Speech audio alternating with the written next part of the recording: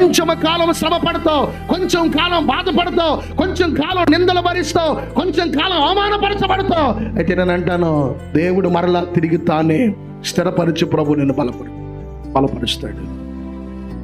బలపరచగలిగిన దేవుడు, శక్తినివ్వగలిగిన దేవుడు. ఈ రోజున దేవుని వాక్యం వింటున్న దైవ జనాంగమా, స్థిరపరిచి ప్రభు నిన్ను బలపరుస్తాడు. నీ శ్రమ నిన్ను ఏం చేస్తుందంటే స్థిరపరుస్తుంది. శ్రమ లేకపోతే స్థిరపరచబడలేం.